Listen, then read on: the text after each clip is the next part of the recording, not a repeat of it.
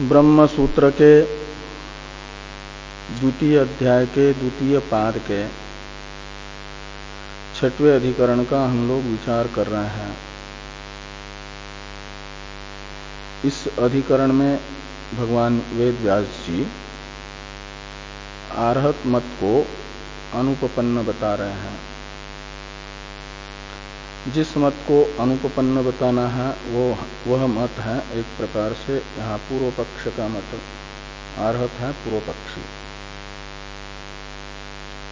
और उनके मत को भाष्य में भाष्यकार भगवान ने बता दिया।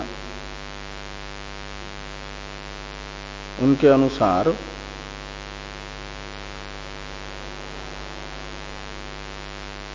संक्षेप, विस्तार और मध्यम रीति से अलग अलग प्रकार से विवक्षा कर दी तो 7, 2 और 5 पदार्थ हैं। और इन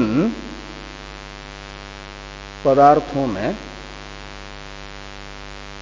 सत्व असत्व रूप परस्पर विरोधी धर्मद्वय को लेकर के अनेक रूपता है। ऐसे एकत्व अनेकत्व को लेकर के भी अनेक रूपता है। और नित्यत्व अनित्यत्व ऐसी बहुविधता वे प्रत्येक पदार्थ की मानते हैं। और इन पदार्थों में बहुविधता को बताने के लिए सप्तभंगी न्याय का प्रयोग करते हैं।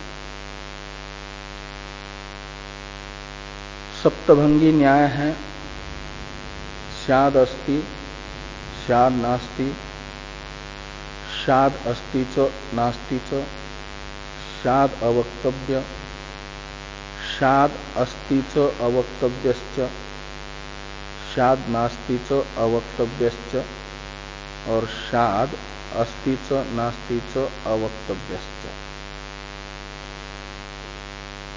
इन 7 अवान्तर वाक्यों को सप्तभंग कहा जाता है। और इससे प्रत्येक पदार्थ अनेक रूप निश्चित होता है। प्रत्येक पदार्थ की अनेक रूपता सिद्ध होती है।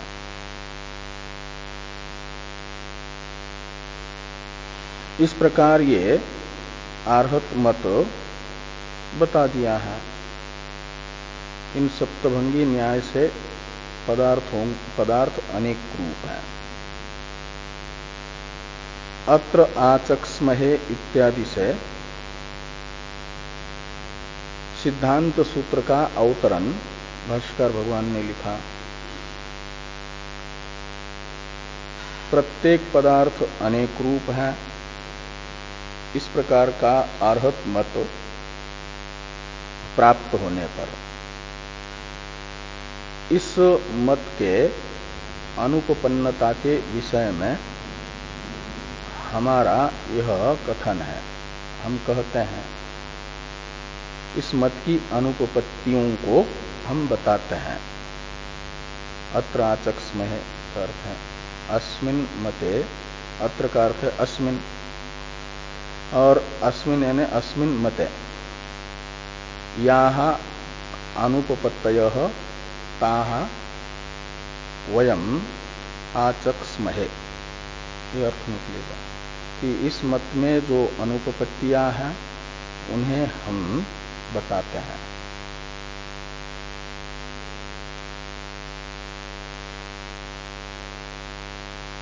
अत्र आचक्स्महे इसकी अवतरण टीका कल हम लोगों ने पढ़ी थी। अत्र इति इस प्रतीक के बाद में जो टीका है इसको देखिए। सिद्धांती का अभिप्राय टीकाकार बता रहे हैं। अत्रेति इस प्रतीक के बाद में टीका में यद अस्ति तत् सर्वत्र सर्वदा अस्तेव यथा ब्रह्मात्मा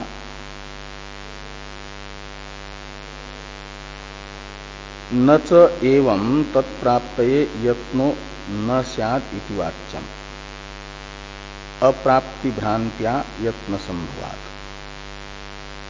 और यन्नास्ति तन्नास्तेव यथा सस्विशानादि प्रपंचस्तु उभय विलक्षण एव इति एकांतवाद एव युक्तो नानेकांतवादः। ये सिद्धांति का अभिप्राय बताते हुए कहा जा रहा है कि यद अस्ति तत् सर्वत्र सर्वदा अस्तेव, जो सत है तो वह सब देश में और सब काल में सत ही रहेगा। अग्नि उष्ण है तो ये नहीं कि भारत में अग्नि उष्ण है तो अमेरिका में ठंडा हो। वस्तु जैसी है, अग्नि यदि उष्ण है तो भारत में भी, अमेरिका में भी, पृथ्वी पर भी, अंतरिक्ष में भी और स्वर्ग में भी उष्ण ही रहेगी। वस्तु का स्वभाव स्थान बदलने से या समय बदलने से बदलता नहीं है, वही रहता है। तो इसलिए कहा जा रहा है कि यद अस्ति तत् सर्वत्र सर्वदा अस्तेव। ये अस्ति का मतलब सत, जो है यानी विद्यमान है, सत है, तो वह सभी देशों में सत ही रहेगा और सभी काल में भी सत ही रहेगा। उसमें सत्व ही रूप रहेगा, वो अस्ति ही रहेगा, कथनचित अस्ति नहीं होगा, शायद अस्ति नहीं, अस्तेव यानी विद्यमान ही रहेगा। उदाहरण के लिए वस्तु कोई कहते यथा ब्रह्मात्मा, वेदांत में तो एक ही सत वस्तु है, एकम सद विप्रा बहुधावनम, एक सत है और वो है ब्रह्म स्वरूप। ब्रह्मात्मा है ना ब्रह्म स्वरूप, आत्मा शब्द का अर्थ होता है स्वरूप, तो ब्रह्मात्मा यानी ब्रह्म स्वरूप। तो उदाहरण के लिए हुआ जो सत है वह हमेशा और सर्वत्र सभी देश में सभी काल में सत ही रहेगा, जैसे ब्रह्म का स्वरूप। ये नहीं कि पृथ्वी लोक पर सत है तो कहीं पाताल में जाकर के ब्रह्म असत होगा, सर्वत्र सत ही है, वह सभी कालों में सत ही है।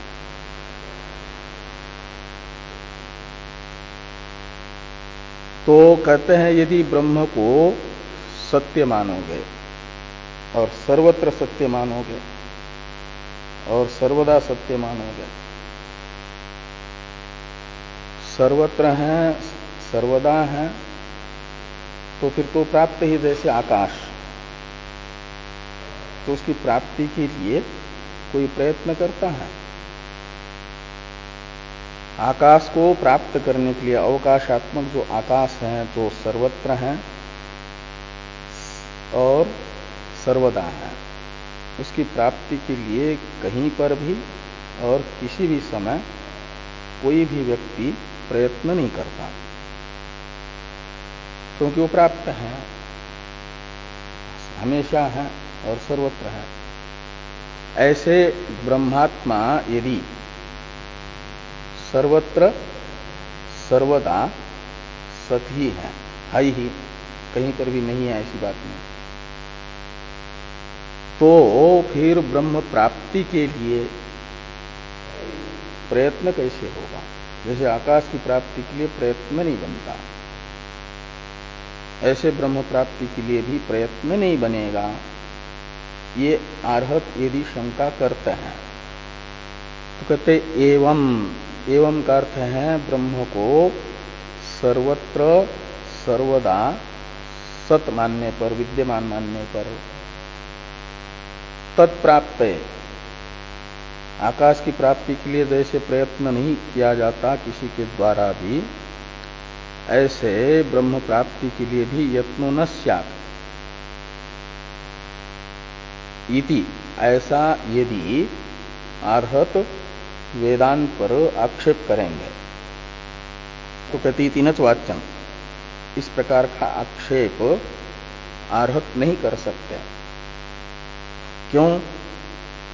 तो अप्राप्ति भ्रांत्या यत्न संभवात। यद्यपि ब्रह्म सर्वत्र सर्वदा सत ही है, विद्यमान ही है आकाश के तरह, तो भी ब्रह्म प्राप्ति के लिए प्रयत्न संभव है। सर्वदा सर्वत्र होने से प्राप्त है, वो नित्य प्राप्त है, लेकिन अप्राप्ति की भ्रांति हो गई।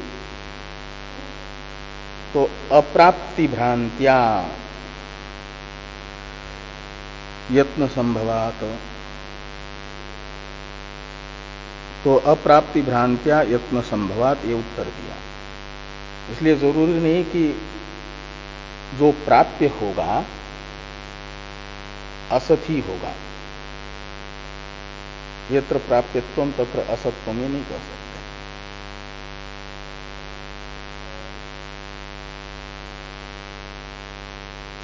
तो ये उदाहरण हुआ कि यद अस्ति तत् सर्वत्र सर्वदा अस्त्येव,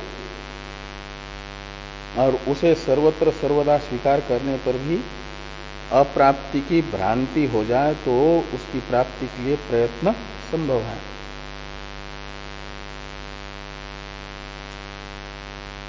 और दूसरी वस्तु का स्वरूप बताया जा रहा है, यन नास्ति तन नास्तेव, सर्वत्र सर्वदा, इसको भी ले आइए इस वाक्य में भी। तो यन नास्ति तन सर्वत्र सर्वदा नास्तेव, ऐसा लगा दीजिए। उदाहरण बताया कि यथा सस विषाणादि, तो जो वस्तु असत है, नहीं है, तो वह यानी असत तो उसका स्वरूप हुआ। तो ये नहीं कि कभी वह असत रहेगा तो किसी समय सत भी हो जाएगा, स्वरूप बदल जाएगा, ऐसा नहीं। वो फिर सर्वत्र, सभी देश में और सभी काल में असत ही रहेगा। नासतो विद्यते भाव, गीता ने कहा, जो असत है उसका कभी भी भाव यानी सत्व नहीं होगा, वो असत ही रहेगा। जैसे कहते हैं सस विषाणादि, तो सस विषाण वंद्य आदि शब्द से ग्राह्य वंध्यापुत्र, आकाश पुष्प, नरसिंह, ये सब जो है असत हैं, तो सर्वत्र और सर्वदा असत ही रहेंगे। और प्रपंच कैसा है? ठीक है, ये दो वस्तु सामने आई, एक सत ही है सर्वत्र सर्वदा, वो ब्रह्म स्वरूप है, और दूसरी वस्तुएं हैं वो सर्वत्र सर्वदा असत ही हैं, सस विषाणादि। तो प्रपंच को ब्रह्म के तरह सत मानेंगे या सस विषाणादि के तरह असत मानेंगे? ये संसार, ये आर्हतों का समझ लो अवान्तर प्रश्न है। तो इसका उत्तर दे रहे हैं कि प्रपंचस्तु उभय विलक्षण एव, और ये जो प्रपंच है संसार यानी व्यावहारिक जो पदार्थ, वे उभय विलक्षण है।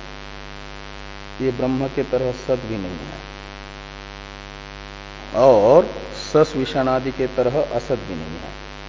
सद असत विलक्षण है का मतलब अनिर्वचनीय है, कल्पित है, मिथ्या है, प्रातिभाषिक है, वाचारंभण है।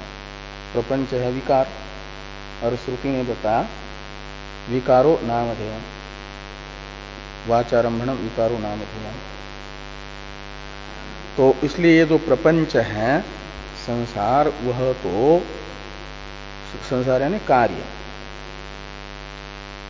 उभय विलक्षण है, यानी ब्रह्म के तरह सत भी नहीं, सस विषाणादि के तरह असत भी नहीं।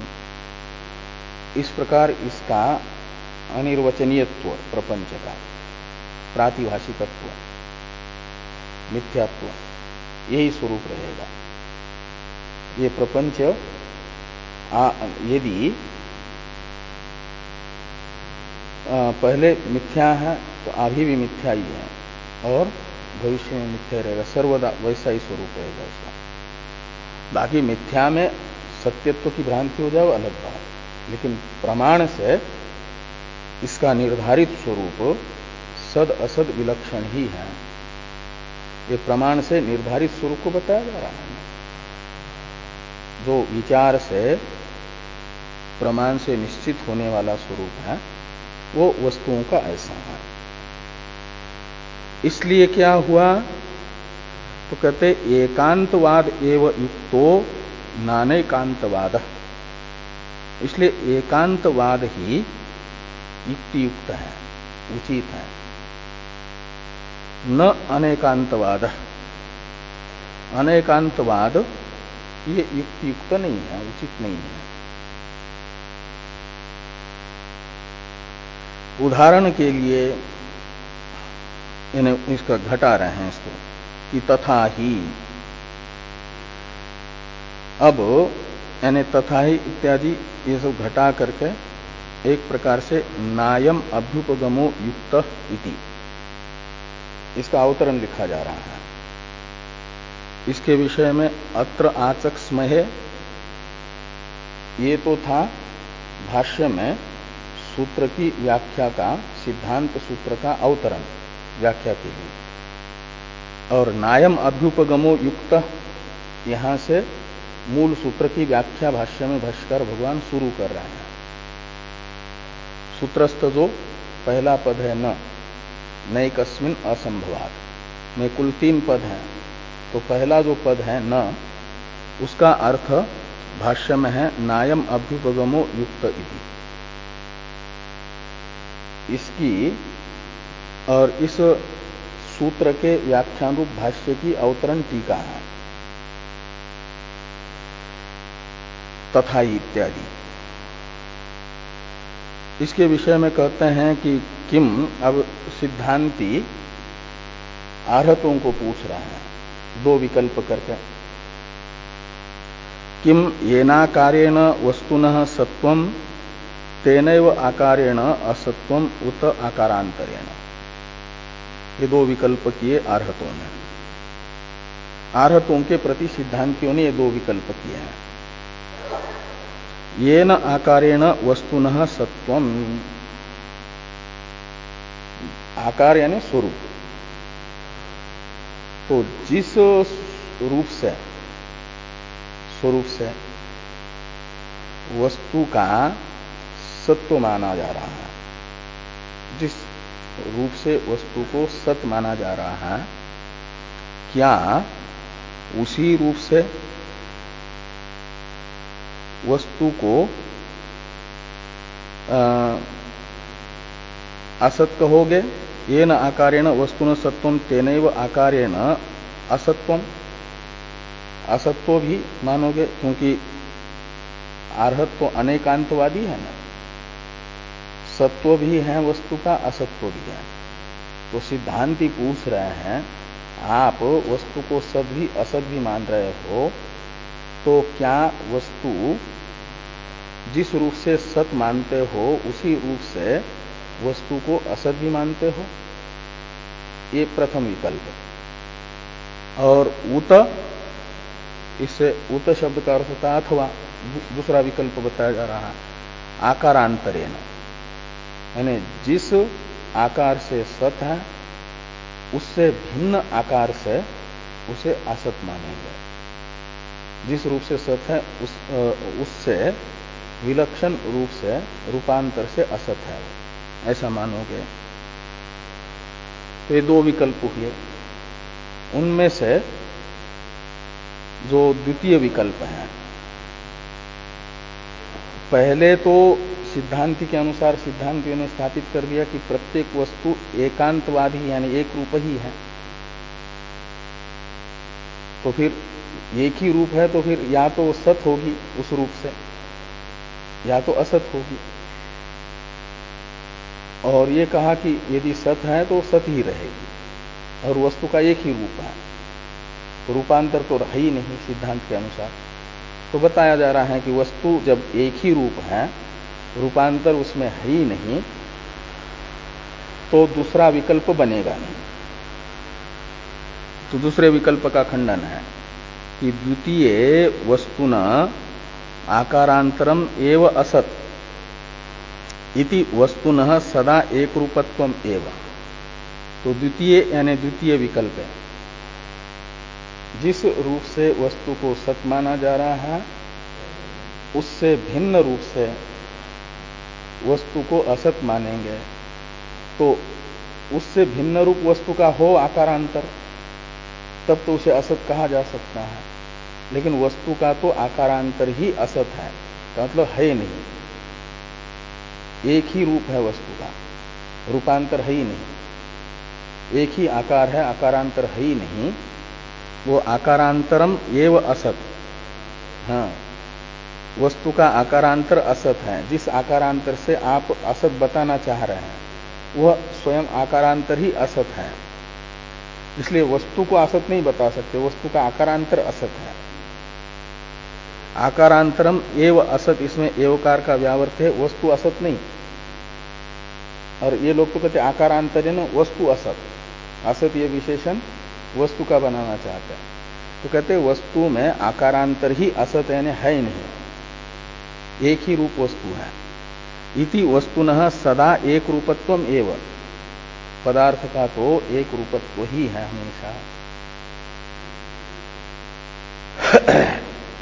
उदाहरण के लिए बताया जा रहा है, जैसे हम हरिद्वार में रह रहे हैं, तो हमारे लिए जिस तीर्थ नगरी में हम रह रहे हैं वह तीर्थ नगरी प्रत्यक्ष है, अनुभव में आ रही है, तो है कि नहीं है?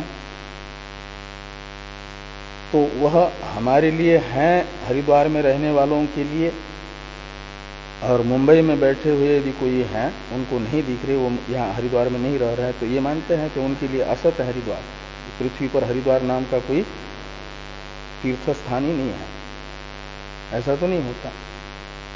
का मतलब वो दूर होने पर भी उन लोगों के लिए वो प्राप्त नहीं है, प्राप्त न होने मात्र से, अप्राप्त होने मात्र से उसे असत नहीं कहा जा सकता। ये कह रहे हैं कि नहीं दूरस्थ ग्रामस्य प्राप्तेः असत्वे ग्रामोपि असन भवति।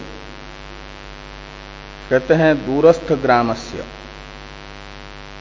जो दूर में स्थित ग्राम है, किसी व्यक्ति विशेष के दृष्टि में दूर में स्थित जो ग्राम है, वह ग्राम, उस ग्राम की प्राप्ति उस व्यक्ति को नहीं है।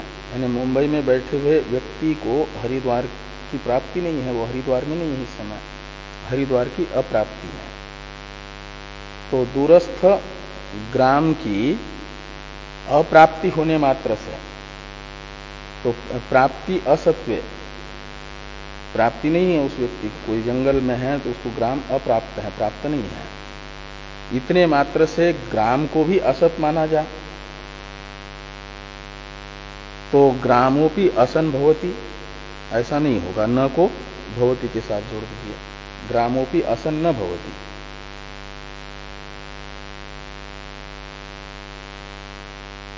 उल्टा वो लोग कहते हैं कि प्राप्ति के लिए प्रयत्न करना है तो जो प्राप्त है वो असत होना चाहिए, अरहतों का कथन है।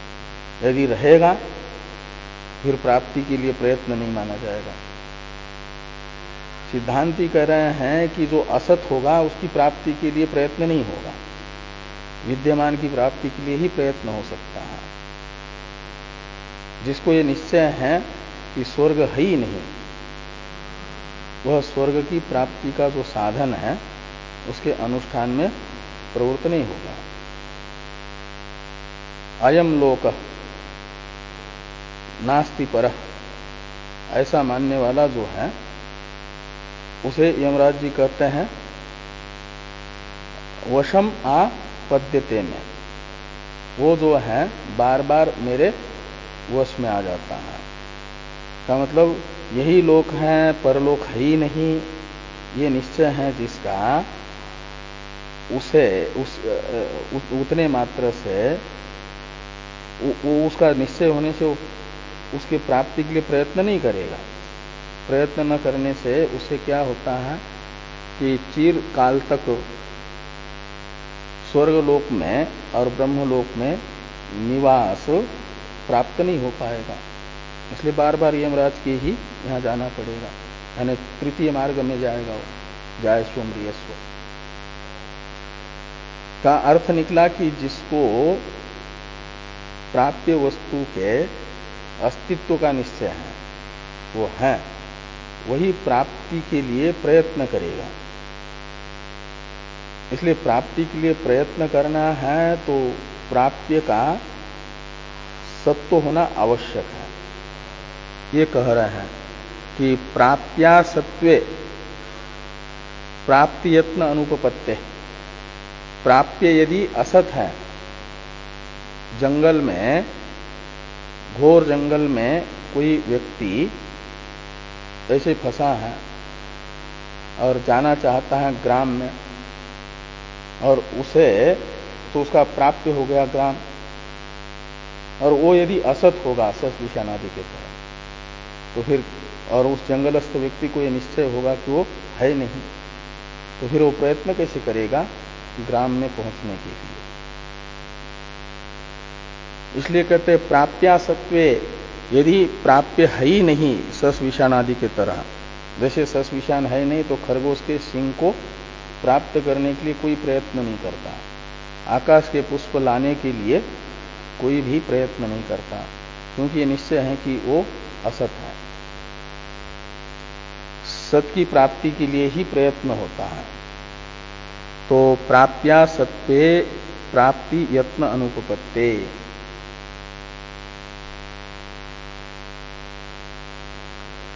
इसलिए क्या निश्चित हुआ कि वस्तु का आकारांतर जो है वह असत है, आकारांतर ही, और वस्तु का एक ही रूप सत्य है, और उस रूप से यदि वो है तो वो उस रूप से हमेशा रहेगी, उसी रूप से उसका असत्व नहीं बताया जा सकता।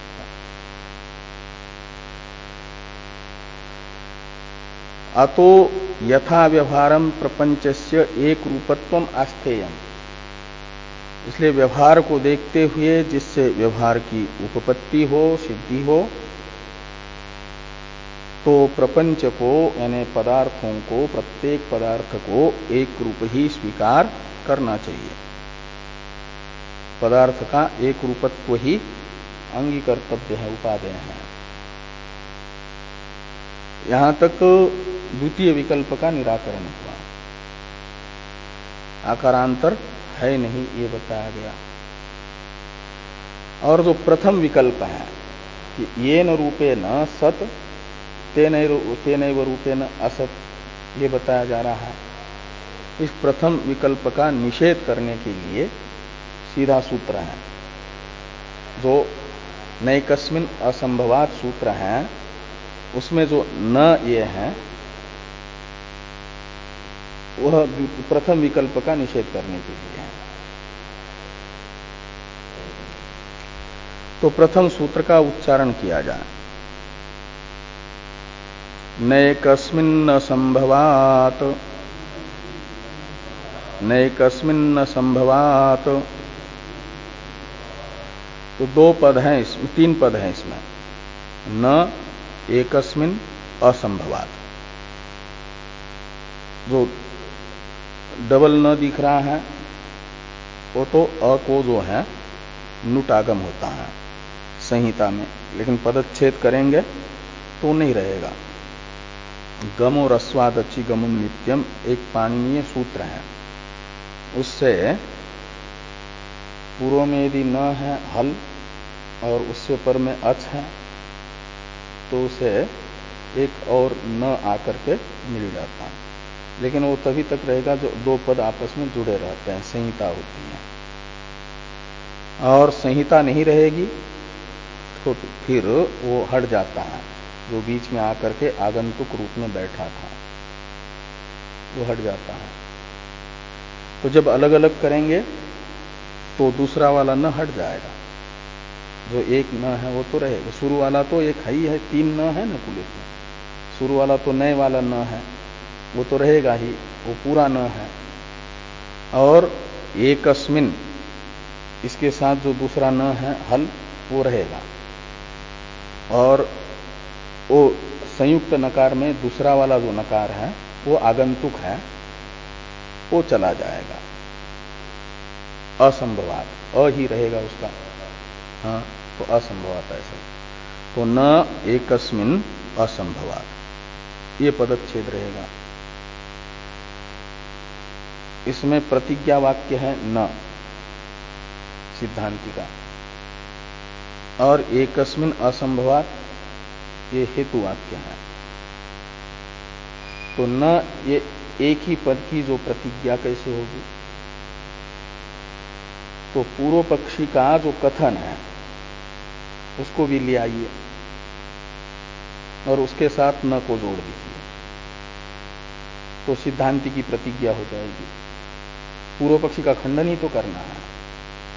तो पूर्व पक्षी क्या कह रहे हैं कि ये न आकारेण वस्तु सत तेनैव आकारेण असत, ये जो प्रथम विकल्प है पूर्व पक्षी का, ये जो अभ्युपगम है कि पदार्थ जिस रूप से सत है उसी रूप से असत भी है, ये जो पूर्व पक्षी का अभ्युपगम है उसको ले आइए और उसके साथ न जोड़ दीजिए और युक्त पद का अध्यार कर दीजिए या उपपद्यते पद का अध्यार कर दीजिए।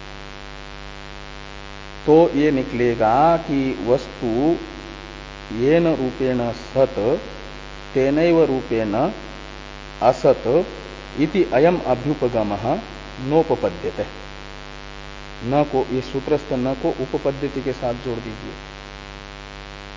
तो ये जो अभ्युपगम है अर्हतों का कि पदार्थ जिस रूप से सत है उसी रूप से असत है, यह अभ्युपगम उपपन्न नहीं हो सकता सूत्रस्थ न का अर्थ है। अर्हत का अवांतर प्रश्न होगा कि कस्मात, क्यों जिस रूप से वस्तु सत है उसी रूप से असत नहीं हो पाएगी।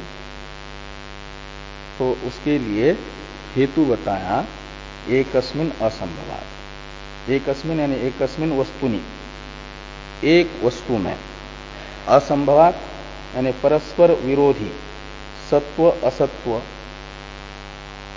एकत्व अनेकत्व, नित्यत्व अनित्यत्व, ये धर्म परस्पर विरोधी एक धर्मी में असंभव है। जैसे अग्नि में उष्णत्व और शीतत्व असंभव है, ये परस्पर विरोधी धर्म। ऐसे एक पदार्थ में एकत्व अनेकत्व, सत्व असत्व, नित्यत्व अनित्यत्वादि परस्पर विरोधी धर्मद्वय का रहना असंभव है।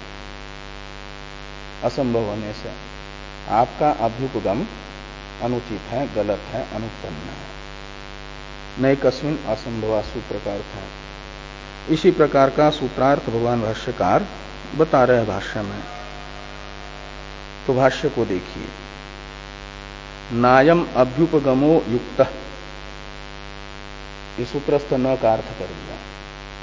अयम अभ्युपगम में, अयम अभ्युपगम शब्द से लीजिए ये वाला अभ्युपगम प्रथम विकल्प। हाँ, येन आकारेण वस्तुन सत्वम तेनैव आकारेण वस्तुन असत्वम इति अयम अभ्युपगम न युक्त। युक्त पद का अध्यार कर दिया, यानी वो वहां उनके यहां था ही, ये अभ्युपगम युक्त युक्त है ऐसा वो लोग कहेंगे, उसमें न जोड़ दिया सिद्धांतियों ने। कहा कि ये युक्त युक्त नहीं है, यानी प्रमाण मूलक नहीं है, अप्रामाणिक है, भ्रांति मूलक है ये अभ्युपगम। तो आर्हत पूछेंगे कुतः, यानी कस्मात, तो कहते हैं एकस्मिन असंभवात। तो एकस्मिन असंभवात ये सूत्रस्थ हेतु वाक्य है, उसकी व्याख्या है भाष्य में कि नहीं एकस्मिन धर्मिणी युगपत सदसत्वादि विरुद्ध धर्म समावेश संभवति शीतोष्णवत। सूत्रस्थ एकस्मिन असंभवात की व्याख्या है कि एक धर्मी में, यानी वस्तु में, पदार्थ में एक समय, यानी युगपत का अर्थ एक साथ, एक क्षणावच्छेदेन, सत्व असत्वादि परस्पर विरोधी जो धर्म है, आदि शब्द से नित्यत्व अनित्यत्व, एकत्व अनेकत्व, ये परस्पर विरोधी जो धर्म है, इनका समावेश युगपत एक पदार्थ में संभव नहीं है। जैसे कहते हैं शीतोष्णवत, उदाहरण है, अग्नि में शीतत्व और उष्णत्व ये दोनों एक साथ नहीं रह सकते। पानी में भी शीतत्व उष्णत्व, ये एक धर्मी में युगपत इन दोनों धर्मों का रहना अनुपपन्न है। थोड़ी टीका है, ननु विमतम अनेकात्मकम वस्तुत्वात् नारसिंहवत इति चेत। सिद्धांतियों ने कहा कि वस्तु को अनेकात्मक मानना अप्रामाणिक है, इसमें कोई प्रमाण नहीं है वस्तु के अनेक रूपता में। ये शंका करते हैं आर्हत, कहते हैं वस्तु की अनेक रूपता अप्रामाणिक है, ऐसा आपने कैसे कहा? अनुमान प्रमाण से वस्तु का अनेक रूपत्व सिद्ध होता है। वस्तुएं अनेक रूप हैं, इसको सिद्ध करने वाला अनुमान प्रमाण है, और आर्हत वो अनुमान प्रमाण बता रहे हैं टीका में कि ननु, आर्हतों की शंका है कि विमतम अनेकात्मकम वस्तुत्वात् नारसिंहवत, ये अनुमान हुआ। विमतम हुआ ये वस्तुएं, सारा प्रपंच जात। विमतम यानी विवादास्पद जो प्रपंच जात है, यानी समस्त प्रपंच है, वह अनेकात्मकम, वो अनेकात्मक है, एक रूप नहीं है, उसमें अनेकात्मकत्व साध्य हुआ, और वस्तुत्व हेतु है। और दृष्टांत है नारसिंह।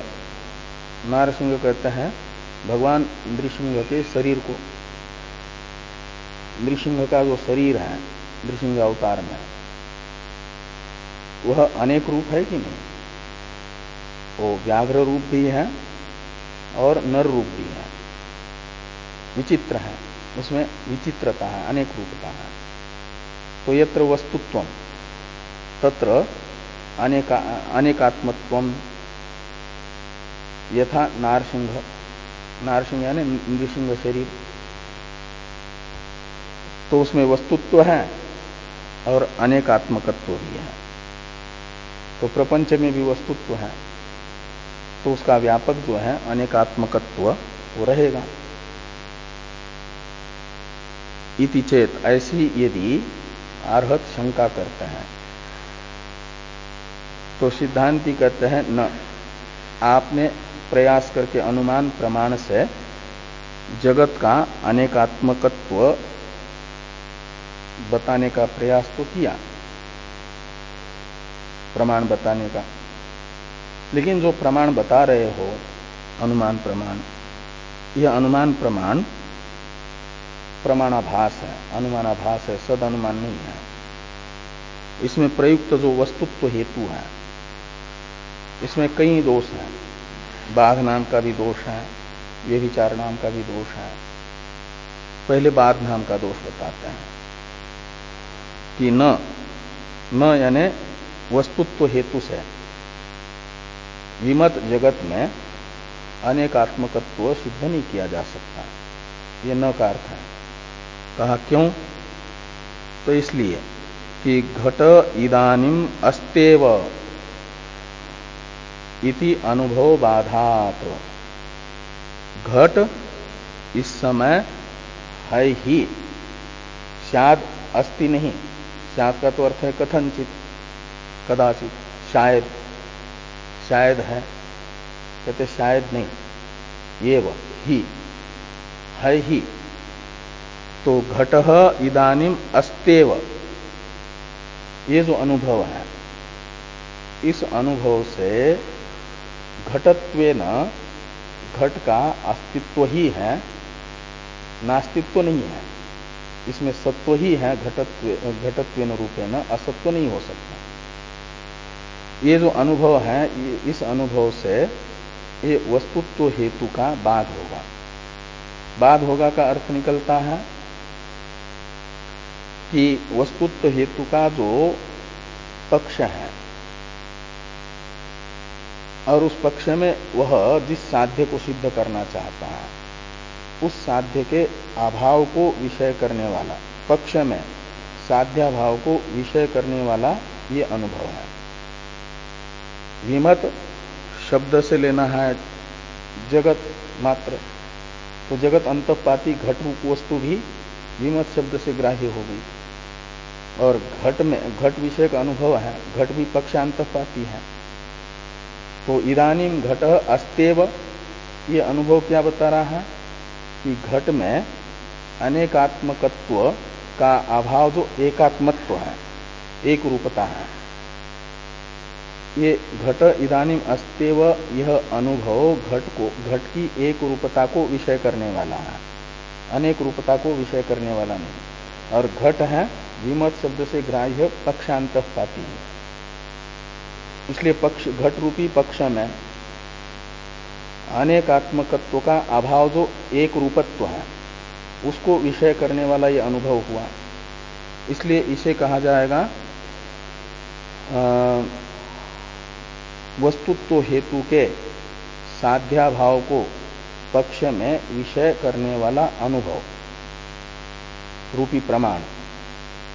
तो यस्य साध्याभाव प्रमाणांतरेण निश्चित सबाधित, ये बाधित हेत्वाभास का लक्षण है कि जिस हेतु के साध्य के अभाव का पक्ष में प्रमाणांतर से निश्चय होता है।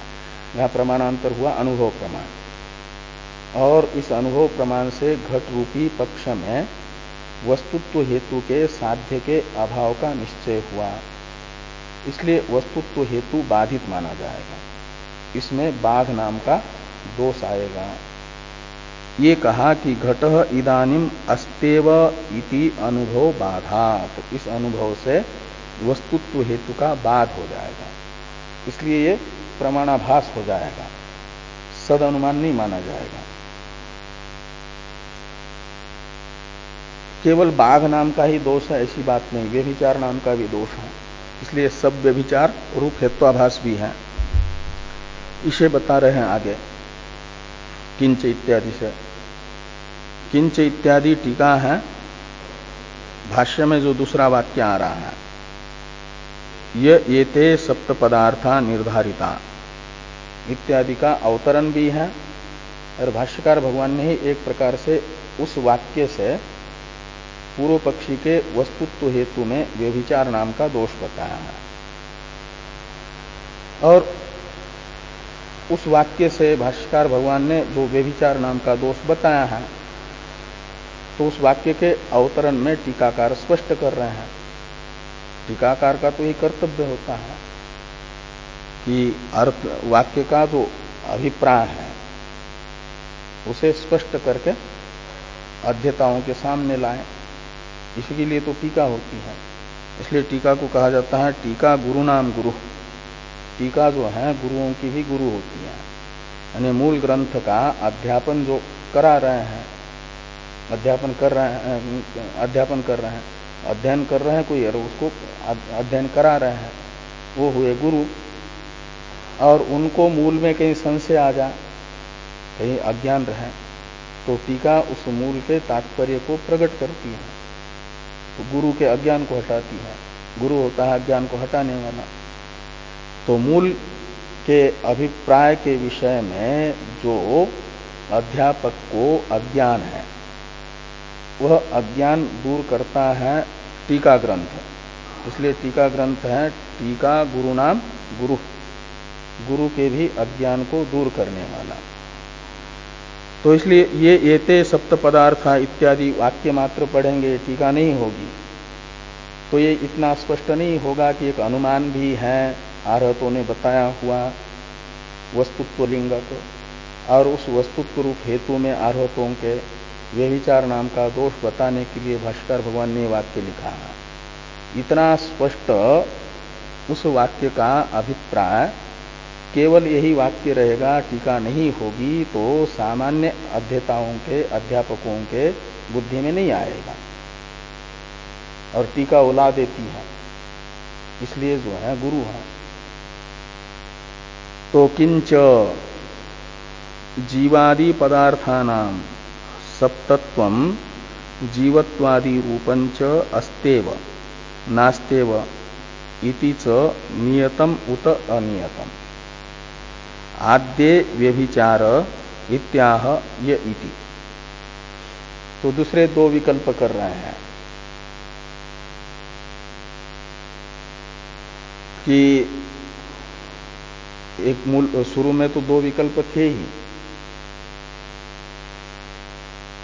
कि जिस रूप से वस्तु सत है उसी रूप से क्या असत बताई जा रही है। इसी विकल्प का निराकरण करने के लिए अब ये जो ये अनुमान आया, और इस अनुमान में दोष दिखाने के लिए दो विकल्प आए। किंच जीवादि पदार्थानाम, आरहतों को सिद्धांती पूछ रहे हैं कि आपने जो जीवादि पदार्थ माने हैं, जीव अजीव आश्रव संवर निर्जर बंध मोक्ष, ये जो आपके पदार्थ हैं कितने हैं? तो आप कहते 7 हैं। तो आपके इन जीवादि पदार्थों में जो सप्तत्व संख्या है और जीवादि पदार्थों का जो जीवत्वादि रूप है, आपके दृष्टि में तो सब अनेकात्मक ही है, और सप्तभंगी न्याय को सब जगह लगाते हो। तो इसी को विषय बना करके यदि ये करेंगे कि जीवादि पदार्थों में सप्तत्वम अस्तेव और नास्तेव दोनों व्यापक हो गए। शाद अस्ति शान नास्ति, शाद अवक्तव्य सब अनेक रूपता। तो सप्तत्व संख्या के विषय में भी आपको ये कहना पड़ेगा कि जीवादि पदार्थों में सप्तत्वम अस्तेव, और उसी समय कहोगे नास्तेव।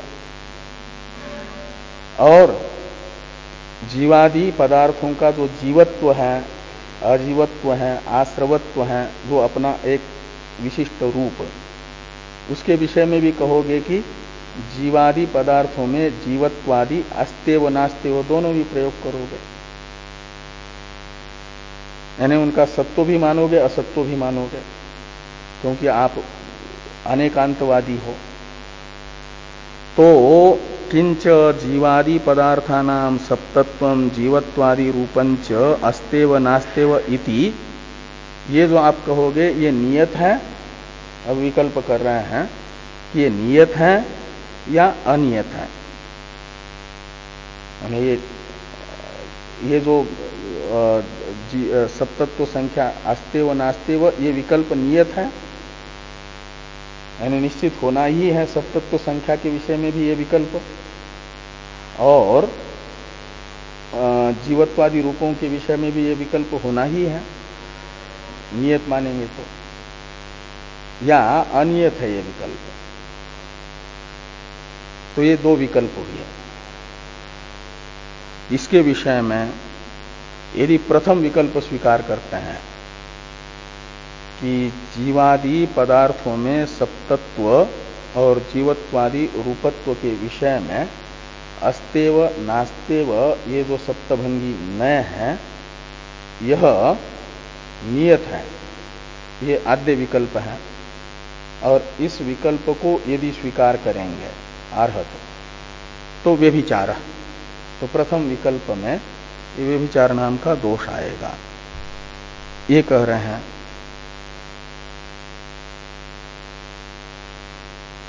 तो आद्य व्यभिचार इत्याह ये इति, तो ये एते सप्त पदार्था निर्धारिता एतावंत एवं रूपाश्च इति ते तथैव वाशूर नैव वा तथासु, इस प्रकार का व्यभिचार आएगा। इस वाक्य पर हम लोग कल चर्चा करते हैं।